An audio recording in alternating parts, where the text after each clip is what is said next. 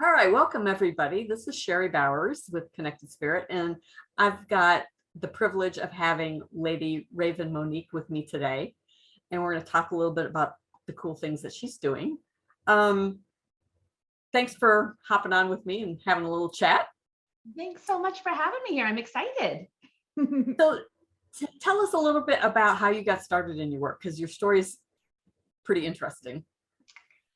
Well, actually, I spent a lot of my life disembodied, and most of that I was very left brain focused, very logical, very in control of situations. I'm an intelligent person, and so to me, life is a game. I got to figure it out, right? Yep.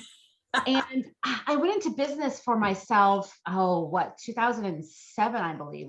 That's like 14 years ago. Oh, that's a long time ago. 15. We won't tell. Yeah. And I was determined to do it right. Mm-hmm. If somebody could just show me what to do, I can duplicate that. And then I'm going to have this wild, fantastic success. So I spent years and years learning all the stuff, all the technical stuff, all the marketing stuff. Where am I going to put the words in the right spot? How much is this offer going to be? I learned all of it.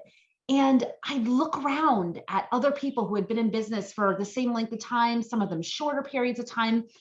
And I couldn't help but compare what I saw as my success to theirs. And I didn't feel I was making the progress.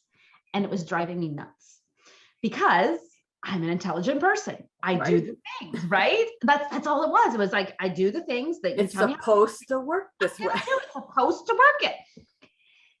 And the only thing I found that was the difference between the people that I found to be really successful in what I was doing was all the woo-woo. It was the self-development. It was the meditation. It was the yoga. It was the taking time to get clear on intentions. I'm like, great, that's fine. But what did you actually do to be successful? Because that can't be it. And so I did it for years. I went in this circle of, yeah, that's not right. What's the actual reason? Mm-hmm. Until one day I had exhausted everything. And I'm like, okay, fine. If these smart people who have got great businesses are telling me that there's more to the self-development and more to slowing down and to really getting in touch with who I am, and that's the difference, then by golly, I guess I'll try it. Right?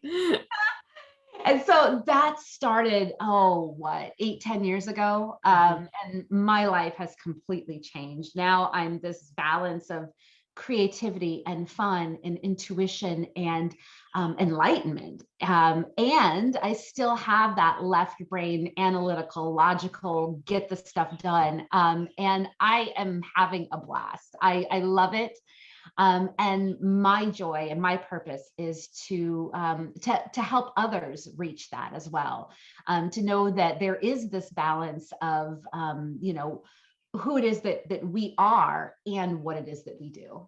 So. And I think so many of us go down that road for indeterminate periods of time. Some of us, like really get stuck there.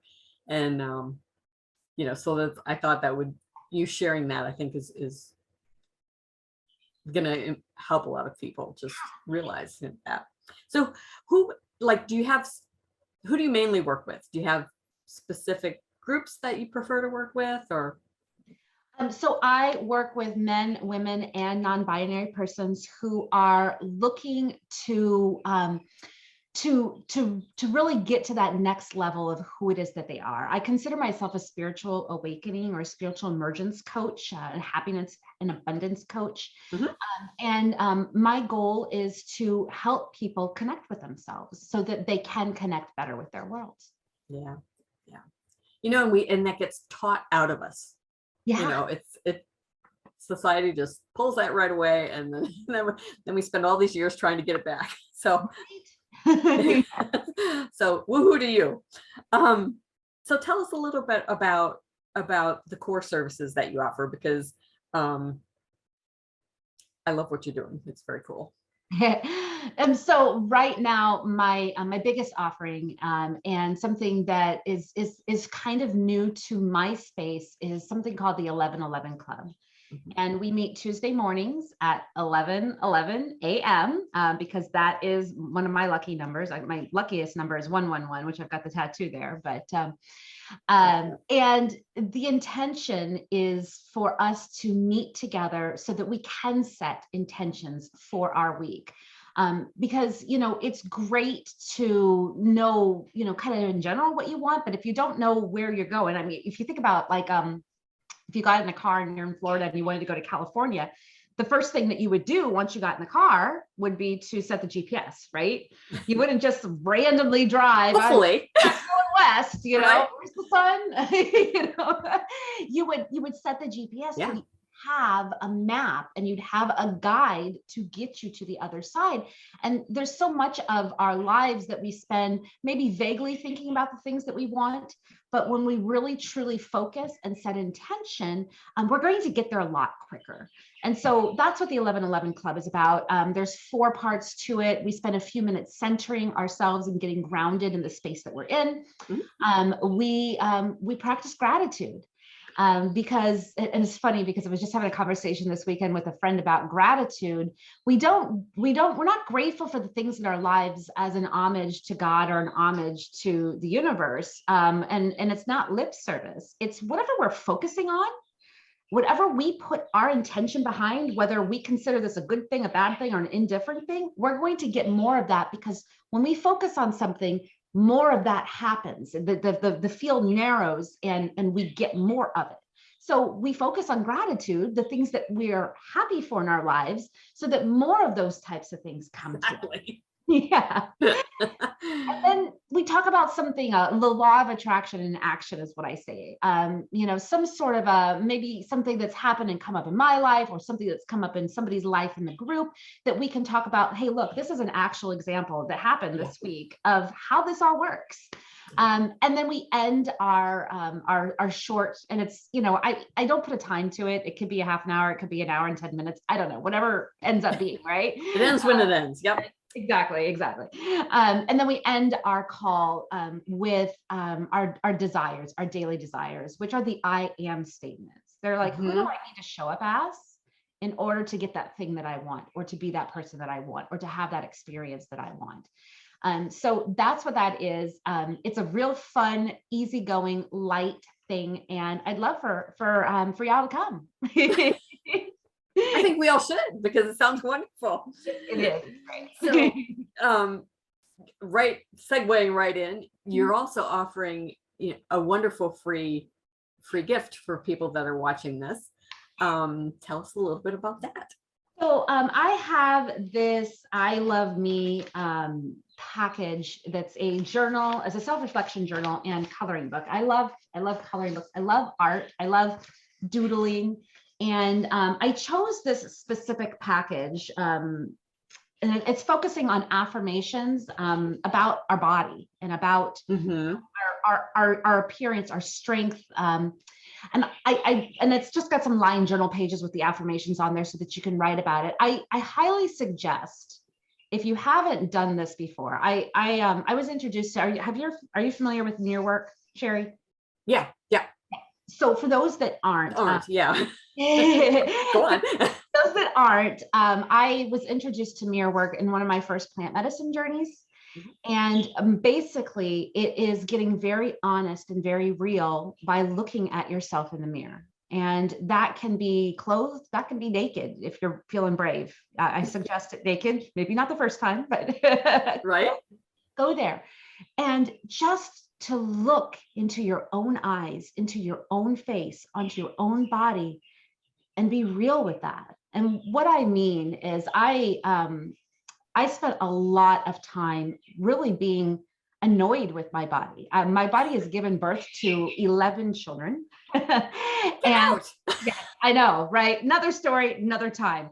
But my body is, can I say the F word? An effing warrior, right? Yes.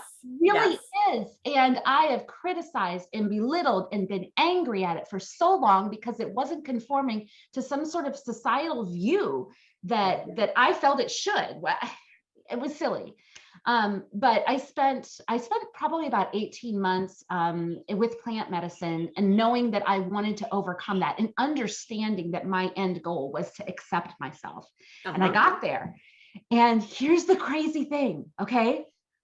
I had been at a certain weight for years. I mean, it'd fluctuate a pound or two, no matter what I ate. I could be on the strictest diet, I would lose no weight. I could eat peanut butter M&Ms.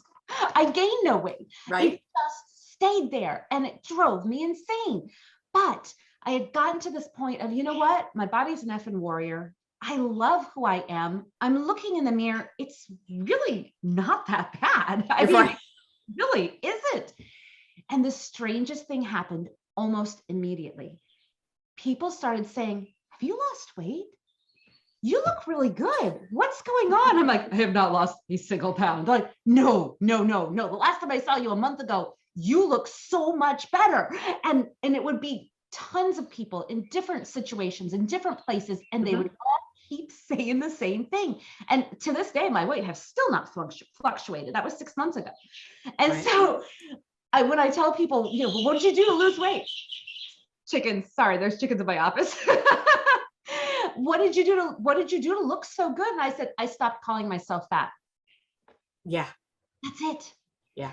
So I've put together these coloring pages, and it's a pack of 10, again, with line journal pages that you can write about it, to really change the conversation in our head, because that's what this is all about. It's about, you know, what are we telling ourselves? And one of the things that I really love about the voice in our head is that we are not the voice in our head.